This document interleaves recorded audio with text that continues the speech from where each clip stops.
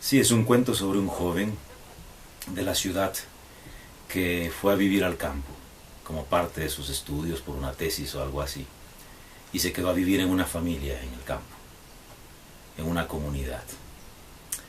Y él prometió, cuando ya regresaba a la ciudad, prometió que alguna vez, siendo profesional y teniendo dinero, juntaría para enviar los pasajes, sobre todo a un joven de la familia con quien se había hecho muy amigo. Y en efecto, algunos años después, envió el dinero, envió los pasajes, y este jovencito del campo, de esta comunidad, vino a la ciudad para vivir en la casa de este joven. Y ahí nomás, el joven de la ciudad estaba muy entusiasmado por la visita y por llevarle a conocer las calles de la ciudad del mismo modo como el jovencito del campo le había hecho conocer su tierra. Y salieron a la calle, a una avenida muy transitada, donde estaba lleno de gente y tiendas y vehículos y todo. Y mientras caminaban, el joven del campo le dice al de la ciudad, le dice: espera un momento, estoy escuchando a un grillo que está llorando de pena. El joven de la ciudad le dice: estás loco, ¿cómo vamos en medio de esta bulla a escuchar un grillo llorando de pena? Por favor, camina nomás. No, espérate, es que está llorando con mucha pena ese grillo. Por favor, olvídate del grillo y camina. No, le dice, es que ese grillo tiene mucha tristeza. Camina, por favor, de hecho. De manera que el joven del campo ha empezado a caminar contra su voluntad casi. Pero se le ocurrió una idea. Ha metido la mano al bolsillo disimuladamente, en medio de toda la gente. Ha tomado una moneda y la ha dejado caer sobre el piso. Y la moneda ha tintineado. Y toda la gente que estaba transitando, incluido el joven de la ciudad, han volteado tocándose los bolsillos para saber si a ellos se les había caído esa moneda. El chico del campo le dijo: ¿te das cuenta? Ustedes son capaces de escuchar una moneda sonando, pero no son capaces de escuchar a un grillo cuando está llorando de pena. Creo que es importante tomar en cuenta qué nivel de importancia podemos darle a determinadas situaciones que ocurren a nuestro alrededor y que por diversas razones, sean personales, sociales, económicas o lo que fuere, no les damos importancia, no las tomamos en cuenta.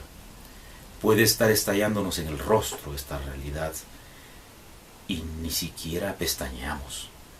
Podemos estar apostando el futuro de nuestros hijos con esto y no somos capaces de sentir la tragedia que se nos viene encima. Podemos haber heredado una enorme capacidad de reflexión, estar vivos a causa de gente que vivió defendiendo la tierra, pero no sabemos honrar esa memoria. Entonces pienso que un punto fundamental de partida es estar dispuestos a escuchar, estar dispuestos a comprender, estar dispuestos por lo menos a abrir la puerta para darnos cuenta que hay una realidad muy concreta en el que nosotros estamos inmersos y que de muchas maneras puede repercutir en nosotros mismos y en el resto de la gente. El caso de Conga, como el caso de toda la minería en el país y en el mundo, es un tema que nos toca de frente, frontalmente, y que no podemos ignorar, porque las repercusiones no solamente son en el campo económico, son en el campo ético, en el campo cultural, en el campo político, sin duda. Nosotros a veces ignoramos la enorme cantidad, el tejido de las conexiones que existen entre la presencia, por ejemplo, de una industria extractiva en nuestra zona, con un simple asalto en la calle o con un crimen en la esquina. No podemos cerrar los ojos a las interrelaciones que hay a partir de determinadas variaciones en los contextos, llámese económicos en este caso. Nunca se preocuparon por Cajamarca, y es raro que ahora se justifique la explotación por ejemplo, con la minería en nombre de nuestro propio desarrollo. Es decir, cuando le interesa a determinadas personas para su propio desarrollo, resulta que tendría que repercutir en nuestro desarrollo cuando antes no se interesaban por nosotros. Es muy interesante en qué momento llegamos a ser valiosas las personas o los pueblos. ¿A nombre de qué razones podemos llegar a ser interesantes nosotros, ¿no? Y lo que puede ocurrir en Cajamarca es solamente una muestra de lo que puede ocurrir en cualquier parte del mundo. Es decir, no somos un pueblo de indios afincado en las alturas de la serranía, sin ningún vínculo con lo que tendría que ser la capital del país o cualquier pueblo de la tierra. Lo que pase con nosotros, como lo que pasa en diversos lugares del mundo, es nuestro problema, es un problema común. Cajamarca, desde el punto de vista oficial, se ubica en el segundo nivel de pobreza extrema en el país. Y eso tiene una concreción. Y la pregunta es si después de 20 años de presencia minera, ¿por qué del cuarto lugar al que habíamos logrado salir entre todo el país, todos los departamentos del país, por qué después de 20 años volvimos a bajar al segundo lugar? ¿Qué pasó? Porque uno pensaría, bueno, se justifica porque después de tanto tiempo ya no hay pobres. Y entre paréntesis habría que preguntarnos de qué clase de pobreza estamos hablando. Entonces hay una evidencia muy concreta que el supuesto avance o desarrollo que generarían las industrias extractivas no necesariamente se sujeta a la realidad. Y además hay una cuestión histórica que muy pocas veces se toma en cuenta.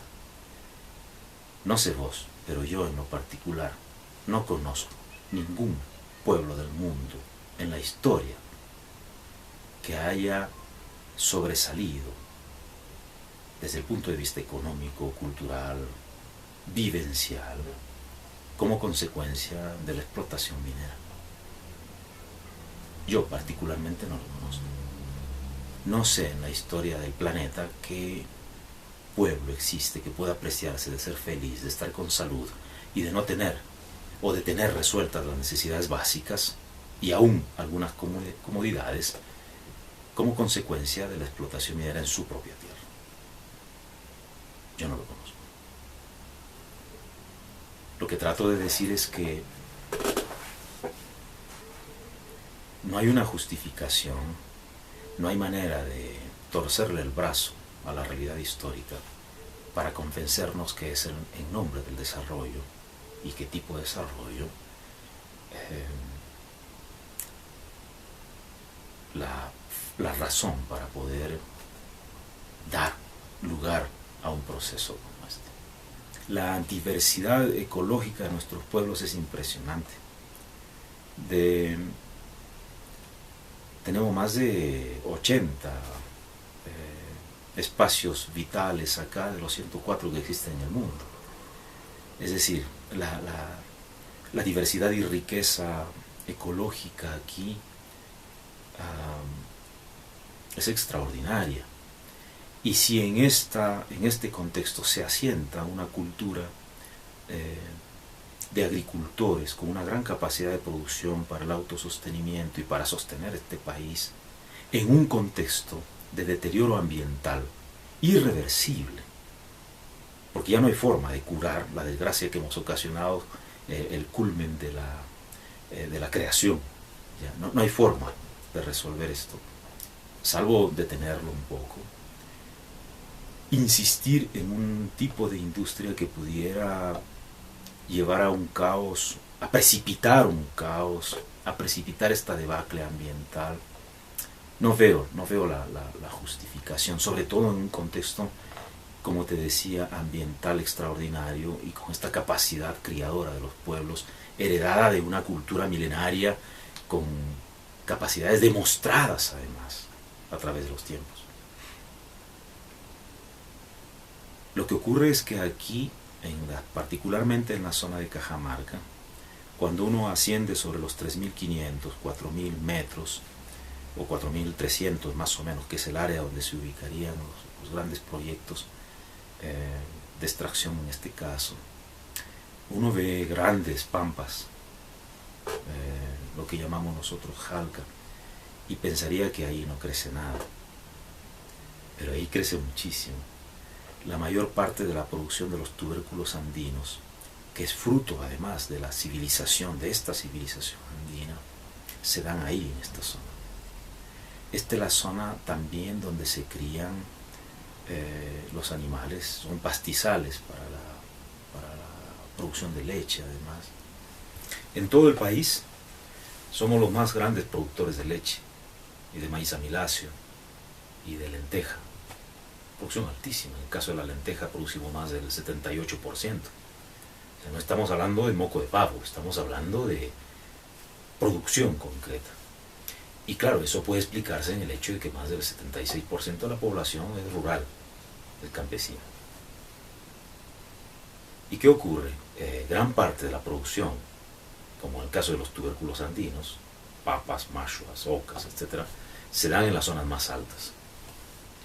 Entonces es muy simple, no hay misterios en este caso, es muy concreto desde el punto de vista físico o geomorfológico. Es en la altura donde se cría esto y de dónde vienen las aguas. Estos grandes colchones de agua almacenan entonces en el tiempo de las lluvias las enormes cantidades de agua que abastecen y dan lugar al nacimiento de ríos, de quebradas, de arroyos y de grandes áreas semipantanosas en la altura, los llamados bofedales, que acumulan agua permanentemente y mantienen este abastecimiento. Entonces es una cuestión de gravedad. Lo que ocurre arriba ocurre abajo, así de simple. Pero es en esta zona precisamente donde se produce la papa que consumimos. De manera que cualquier cosa que afecte arriba, afecta abajo. Y uno puede llegar a esta zona sin no encontrar población, no encontrar grandes cantidades de gente. Pero claro, hay una cuestión, una lógica cultural aquí que tiene que ver con la forma como se mueve la población. Normalmente, y eso es por una tradición muy antigua, las comunidades campesinas, andinas, no solamente tienen una chacrita o un terrenito en las partes de quichuas, en las partes, o en los templos, las partes más bajas, sino que suelen tener otros puntos, otros pies, que permite abastecerse constantemente en este tejido cultural y productivo, les permite mantenerse permanentemente y autoabastecerse. Arrancar una de estas páginas significa alterar absolutamente todo. Desde la dieta, desde las formas de relación con la tierra, desde las formas de intercambio, desde las capacidades celebratorias, desde los propios metabolismos. Es decir, no es un efecto, no es que yo recibo dinero y después me voy a comprar papas en bolsa en el supermercado. Hay una alteración descomunal en estos cambios, ¿no? Y claro, lo que pasa es que en un contexto como el nuestro, cualquier cosa que pueda devenir en un incremento del capital circulante, se supone que incrementaría también el desarrollo de los pueblos. Y con eso hay que tener cuidado otra vez, ¿no? Porque, ¿qué significa esto efectivamente en los modos de supervivencia de nuestras poblaciones y de toda la población realmente? ¿Qué significa tener una alteración? No porque tengo más dinero vivo más bien, no porque aumenta el circulante satisfago mis necesidades. Ahí hay que tener cuidado, ¿no? No porque tengo más dinero estoy más sano. Entonces, ¿de qué forma repercutiría efectivamente la supresión de grandes zonas de tierra, de áreas productivas, sino peor aún, cómo afectaría en el tema del agua? Ahí hay un bemol gigantesco, porque nosotros podríamos tener tierra, podríamos tener semillas, podríamos tener herramientas, podríamos tener fuerza de trabajo, pero si no tenemos agua, no tenemos nada. La agricultura realmente es crianza del agua. La agricultura es agua. Aunque tenga todos los otros componentes necesarios para la actividad agrícola, no contar con el agua de calidad y de cantidad significa una amenaza real a la producción. Y si una amenaza a la producción significa no solo una amenaza a las formas de vida de una cultura, sino a la real capacidad de alimentación, de sostenimiento. Cuando estamos hablando entonces de estas alteraciones, estamos hablando de alteraciones de agua respecto al tema del agua. Y en el caso particular de este proyecto minero, si la población cajamarquina ha reaccionado con tanta vehemencia, explicable y justificada vehemencia, ha sido porque se ven afectadas durante 2 décadas las fuentes de agua, se ve amenazado el abastecimiento del agua, pero se ve también el riesgo de que colapsen estas zonas, ¿no? En este caso particular estamos hablando de 4, por lo menos 4 grandes lagunas, 4 grandes espacios, 2 convertidos en basurales y 2 que desaparecerían por la propia extracción, ¿no?, que está debajo del mineral. Es decir, es un hecho, no es una amenaza, en este caso es un hecho concreto. Y claro, son fuentes de las que salen un tejido muy grande de arroyos, de ríos, etc., de canales, etc. Ya en el transcurso de estas décadas, de estas 2 últimas décadas, se ha visto amenazado el abastecimiento de agua. Muchas zonas que no tienen agua o que siempre la tuvieron y que ahora a las 8 de la mañana, 9 de la mañana ya no hay agua, ¿no? Ese es un hecho concreto, real. Y uno puede verlo en el paisaje urbano. Nunca veías un tanque de agua en los techos de las casas. Ahora por donde volteas está lleno de tanques de agua, ¿no? Ese es tangible el cambio que ha habido. Y lo que ocurre aquí es que pienso que otra cosa que tiene que ver son las relaciones públicas, de qué manera se han manejado estas cosas. Creo que una de las ofensas mayores es tratar a las comunidades como una manga de ignorantes. Pueblos enteros que durante centurias saben lo que es la relegación y el hambre, ser tratados además como delincuentes porque defienden su tierra, es mucho más que un insulto. Es un desconocimiento a la contribución real y concreta y cotidiana de sostener este país con su capacidad productiva, porque no tendríamos nada en nuestras mesas si no se produjera en el campo.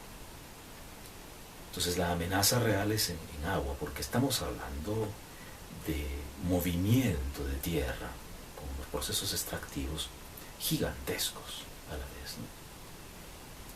Un anillo de oro que uno puede lucir en su matrimonio implica por lo menos una remoción de 3 toneladas de tierra cultivable y de roca madre.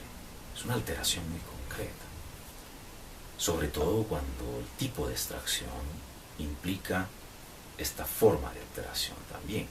Y estamos hablando de millones de galones de agua. Lo que ocurre tal vez es que muchas veces en las ciudades, acostumbrados a machucar un botón y ver la luz, o abrir una llave y tener el agua, no nos hace entender qué difícil puede ser para una comunidad en estas alturas abastecerse de agua, y cuidar el agua, y criar el agua. Entonces son alteraciones concretas que generan reacciones concretas. Y como te digo, basados en la experiencia sostenida en estos últimos años, uno ya no puede seguir creyendo en ese tipo de promesas que nunca se cumplen. Hace ya varios años, en el proceso de recojo de la tradición oral, lo que acompaño, me tocaba trabajar el tema de la familia. en la tradición oral cajamarquina. Y había diseñado la carátula. Y era una familia, había dibujado un comunero de perfil con su sombrero, detrás de él la señora con su quipe cargando a su guaguita, los dos de perfil y la guagua mirando de frente. Me había salido bonito el dibujo. Pero nosotros no publicamos, sino consultamos. Y entonces, con las copias del libro, fui a algunas comunidades. Y a la primera comunidad que llegué, les entregué el libro para que lo revisáramos juntos. Y de entrada me dijeron, ¿y estos señores quiénes son? Por el dibujo de la carátula. Dije, es un dibujo de la familia, porque el libro es sobre la familia. Sí, sí, pero ¿quiénes son ellos? Es un dibujo nada más. Sí, pero ¿por qué están ahí? Porque es un libro sobre la familia en la tradición cajamarquina. Sí, pero entonces ese dibujo no debería estar ahí. ¿Pero por qué si es una familia? El papá, la mamá, el hijo. Pero eso no es una familia. Pero si es una familia. No, no es una familia. Dije, esperemos un momento. Cuando ustedes van a formar una familia, ¿en qué piensan? Y una mayorcita dijo, yo sí pienso en el pilangón. El pilangón es la palangana, una fuente de piedra o de madera. El pilangón, sí, para que coman mis gallinas. Dije, no, estoy diciendo que en qué piensan cuando van a formar una familia. En eso, dijo. ¿Y usted? Yo pienso en las semillas. ¿Y usted? Yo pienso en los pajaritos. ¿Y usted? Yo pienso en el agüita. Claro, yo formado con la imagen de la familia, la unidad básica de la sociedad, papá, mamá, hijo. Pero en la comunidad, familia es todo. Todo es familia. Los animales, las plantas, el viento, las piedras, los árboles, el agua. Todo es familia. Todo está interrelacionado. Ese es el principio del ayu, de la comunidad. Nosotros, antropocéntricos, desde hace 2500 años, nos creemos lo máximo de la creación y creemos que el resto es una cosa. Y ni siquiera nos damos cuenta de lo que somos nosotros mismos, porque en nuestro caso somos más del 75% agua. Pero tratamos al agua como si fuera un objeto. En este caso particular, perdemos de vista los increíbles vínculos que tenemos desde una cultura en la que todo está relacionado porque todo tiene vida. Eso es inteligente, eso no es arcaico, eso es superior, eso es un pensamiento elevado, eso no es atrasado. Atrasado es el que cree que tiene la capacidad de someter la tierra. Atrasado es el que no se da cuenta de lo que es, ni siquiera de lo que es. Y peor aún, cuando es verdad, nosotros usamos la palabra familia como sinónimo del entramado de parentesco humano. Pero no hay que olvidar que familia viene de famulus, que significa esclavo. En el latín antiguo y en la sociedad que generó esa lengua, cuando una pareja quería conformarse como familia, tenía que presentar las dotes de esclavo. Y entonces, famulus significa esclavo. Está bien, vino el significante, pero se encontró con otro significado. Nosotros podemos en el campo seguir hablando de familia, pero estamos hablando desde una concepción completamente diferente. Podemos estar hablando la misma lengua, pero estamos hablando de sentidos diametralmente distintos. Ese punto de vista, en el que todo vive y en el que todo está interrelacionado, en el que somos apenas una hebra de un tejido prodigioso, es lo que nos podría ayudar a comprender el rol del agua en nuestras propias vidas. Porque somos agua y tenemos que amar y respetar aquello de lo cual procedemos o aquello que nos hace posibles. Y así se explica por qué, por ejemplo, hasta hoy en las comunidades, aunque está erosionada esa costumbre, todavía se le lleva naranjas y todavía se le lleva ofrendas a los puquios, a los manantiales. ¿Y por qué, por ejemplo, cuando una niña, como solemos contar, por qué una niña cuando hace su primer hilo en su rueca, su primer hilo de lana, va al río y el primer ovillito se lo regala al agua que discurre, se lo regala al río, porque el río, diestro, capaz, ágil, cauchito decimos nosotros, le regala, le devuelve en reciprocidad la capacidad de ser diestra hilando.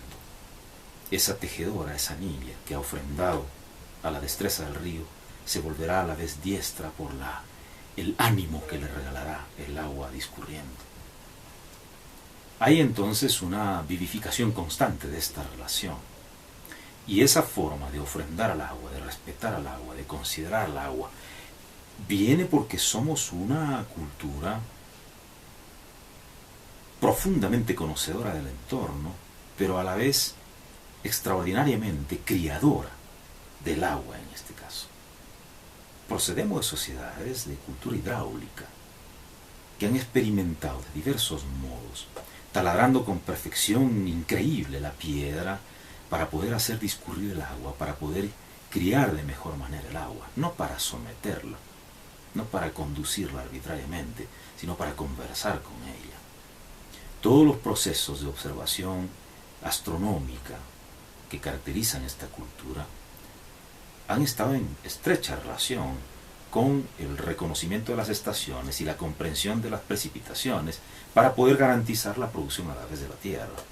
No estoy diciendo que ha sido una cultura interesada en incrementar sus niveles de producción. Estoy diciendo que esta forma de conversación generosa y hábil permitía poder mantener bien a todos, sin las diferencias brutales que tenemos en estos momentos con una sociedad supuestamente civilizada. Entonces estos rituales continúan. Y cuando los comuneros de las comunidades cajamarquinas, afectadas directamente por los procesos de extracción, cuando los comuneros de... Sí, sí, vamos a mirar a ver si cuánto... Sí, podemos seguir. ¿Sí? Sí.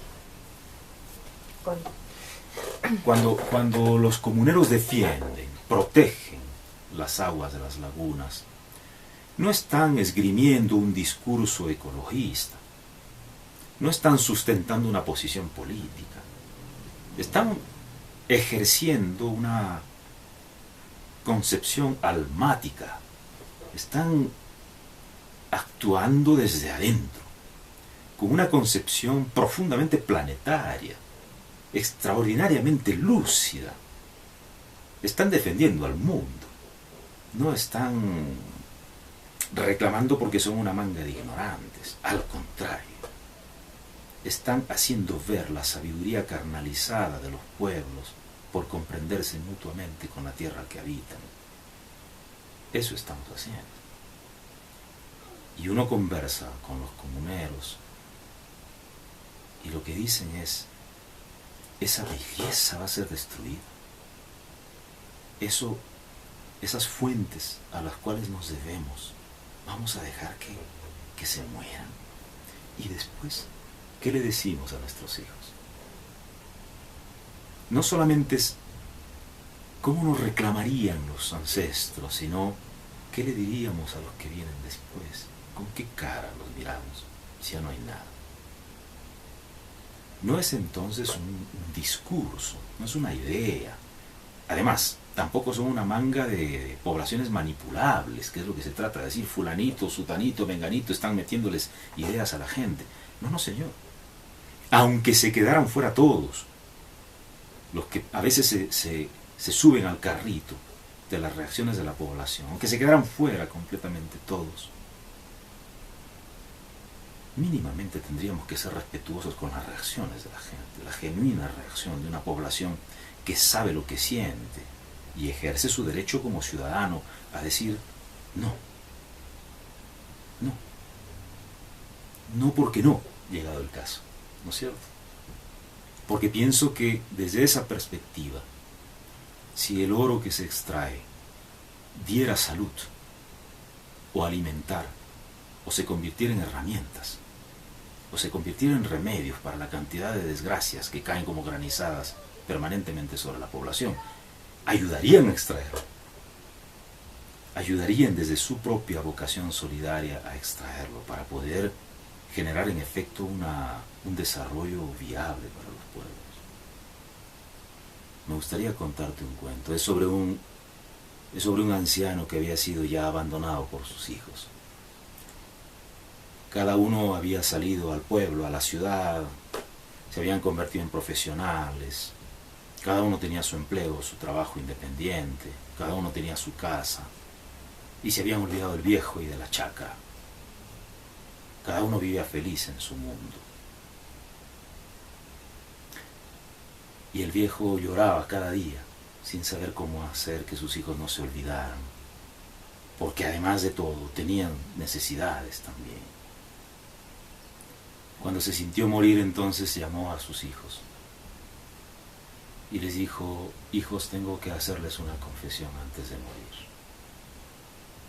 Tengo un tesoro escondido. Los hijos les brillaron los ojos. El viejo tenía un tesoro escondido. Sí, papacito, dimos, ¿dónde está? Se volvieron muy amables de súbito. Y les dijo: está enterrado. Está enterrado en algún lugar de la chacra. Les dejo ese tesoro. Encuéntrenlo y depende de ustedes. El que lo encuentra se lo puede quedar o repartírselo entre todos ustedes. Los hijos no esperaron a que el viejo se muriera. Salieron disparados, cogieron las herramientas y empezaron a excavar la chacra, que estaba abandonada ya hacía mucho tiempo, de punta a punta, de palmo a palmo, volteando la tierra, y no encontraban el tesoro. Tras varios días de haber removido completamente la tierra, con arado, con lampas, con tractores, el viejo ya murió en este transcurso. No encontraron el tesoro y recién se dieron cuenta que la tierra estaba lista para ser cultivada. Los hijos se dieron cuenta recién que lo que el viejo les había dicho era verdad, pero que no era lo que ellos habían imaginado. No eran perlas, no eran diamantes, no eran monedas de oro. Era lo que la tierra ya vuelta, ya removida, podía producir y alimentar a todos. Recién entonces se dieron cuenta. Si no tuviéramos la capacidad natural para poder producir los frutos, si no tuviéramos el conocimiento heredado, porque somos profesionales de la agricultura, esta gran mayoría de la población cajamarquina es profesional, es decir, apuesta por esa fe, es profesional de la agricultura. Y un campesino es un altísimo profesional de la supervivencia humana, porque no solamente sabe sobre semillas, sabe sobre suelos, sabe de agua, sabe de sistemas de riego, sabe de estaciones, sabe de señales de la naturaleza, sabe de relaciones sociales y humanas para poder comprenderse y trabajar juntos, sabe de sistemas económicos complejísimos para poder repartir y abastecerse en medio de su pobreza. Es decir, es un virtuoso de esta vida que nos golpea cada día. Un campesino, un agricultor, es un altísimo profesional y merece nuestro más absoluto respeto. Y lo que alguien puede aprender por 5 años en la universidad, los comuneros lo aprenden desde antes de nacer y lo siguen aprendiendo hasta sus últimos días. Pero no solamente merece respeto, es que trae consigo y hereda un bagaje extraordinario a nivel agrícola, a nivel de supervivencia social, económica, cultural. Si esta capacidad está ligada a un ambiente extraordinario, ¿qué más necesitamos salvo la voluntad para poder emerger como pueblo, como país, como continente? Entonces no es tanto lo que nos falta descubrir, es más lo que nos falta recordar y tomar en cuenta para sobresalir en medio de estas penurias. nosotros ayudaríamos, como decía antes, si realmente fuera necesario. Pero reconocer de dónde venimos y a dónde estamos yendo es una urgencia, es un desafío constante y demanda bajarse del caballo y tener la humildad de comprender que los permanentemente descamisados son los que están poniendo el pecho para proteger el mundo de una devastación constante. Y ojalá podamos volver la mirada a esto. Ojalá podamos comprender esta capacidad que tenemos. Creo que te contaba que en Cajamarca, para citar un caso, a nivel educativo, no hay una facultad, por ejemplo, de antropología, no hay historia, no hay un curso sobre cultura campesina andina. Que yo sepa, no hay una conferencia de 20 minutos al año que reivindique la capacidad de los pueblos para poder vivir en paz con la tierra y entre la sociedad. No la hay. Algo anda mal, hay un vacío que tenemos que comprender e intentar reescribir.